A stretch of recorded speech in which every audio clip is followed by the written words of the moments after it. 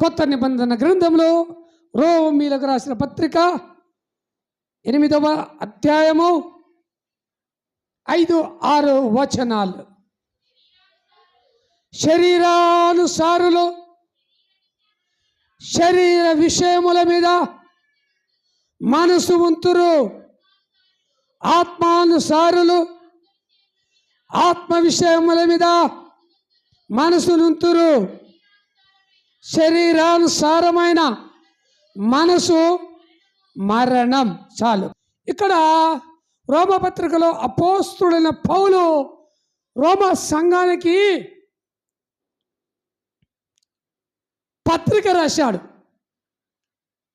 పత్రిక అనగా లెటర్. ఈ లోకంలో ప్రతి ఒక్కరూ ఆత్మానుసారమైన మనసు లేదు.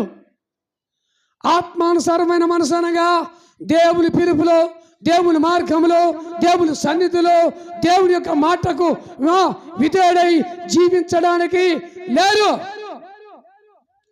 కారణం, ఇప్పుడు ఈ పరిస్థితులను బట్టి చూస్తే శరీరానికి ఇవ్వవలసిన సౌభాగ్యం, శరీరానికి ఇవ్వవలసిన సంతోషం, శరీరానికి ఇవ్వవలసిన ఆనందం, శరీరానికి ఇవ్వవలసిన సమయం, కాలం శరీరానికి కేటాయించినట్టు ఆత్మకు కేటాయించడం లేదు.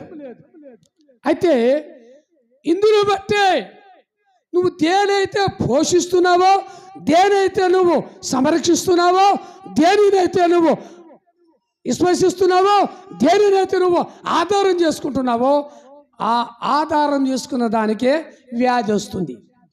ప్రైజ్ ది లార్డ్, హల్లెలూయా.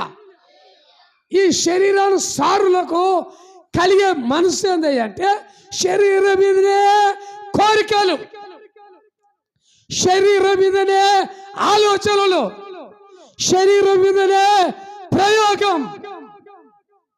ఇప్పుడు పరిస్థితులు నా వయసు గల వారు ఇప్పుడు ఏం చేస్తున్నారా అంటే ఐ ఆఫ్ కింగ్ అంటే ఎట్టుండాలి, రాజు, నేను రాజు అన్నట్టు ఉండాలని ఏం చేస్తున్నారు ఇప్పుడు అందరూ? మా మీసాలకు తలకు ఏం చేస్తున్నారు? కలర్ వేసి ఇప్పుడు ఎట్టుంటున్నారు? స్టూడెంట్స్ లాగా ఉంటున్నారు. దేనికి? నీ అలంకరణ ఎవరికి? నీ సౌందర్యం ఎవరికి? దేవుడు నీ సౌందర్యము కోరలే కదా, దేవుడు నీ అందాన్ని కోరలే కదా. దేవుడు నిన్ను కోరింది ఆత్మానుసారమైన మనసు నీలో ఉండాలని కోరుకున్నాడు యేసయ్య. హల్లెలూయా.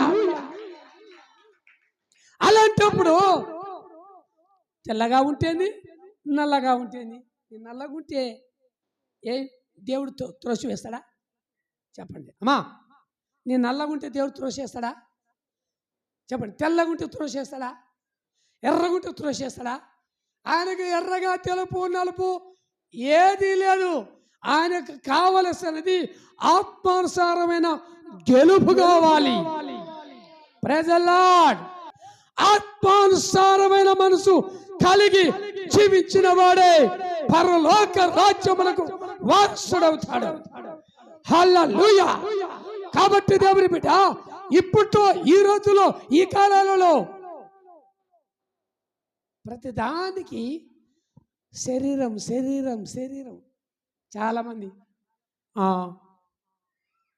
జర బక్కగా అయిపోయావు అనుకో, చిక్కిపోయావు అనుకో, అరే ఏంది ఇంత బక్కగా అయిపోయావు, అరే ఇంత చిక్కిపోయావు, ఏందమ్మా అన్నం తింటలేవా, నిద్ర వస్తలేదా, ఏమైనా టెన్షన్ పెట్టుకున్నావా అంటున్నారు. కానీ శరీరాన్ని కోరి చెప్తున్నారు. కానీ నువ్వు బక్కగున్నా, లావున్నా, ఎట్టున్నా, ఎత్తున్నా, పొట్టున్నా, నువ్వు ఎట్టున్నా సరే కానీ దేవునికి ఇష్టడవై ఉండాలి.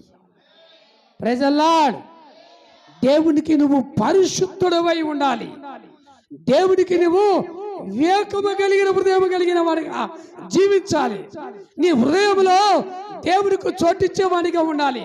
నీ హృదయంలో దేవుని చిత్తానుసారంగా జీవించే జ్ఞానము కలిగి ఉండాలి. హల్లెలూయా, హల్లెలూయా. నటించొద్దు తమ్ముడా. యేసయ్యలో నటించావా? ప్రకృతి సంబంధమైన మనుషుడవే నువ్వు. నటిస్తే, నటించకుండా యేసును ప్రేమిస్తే ఆత్మానుసారమైన జీవితము కలిగిన వాడు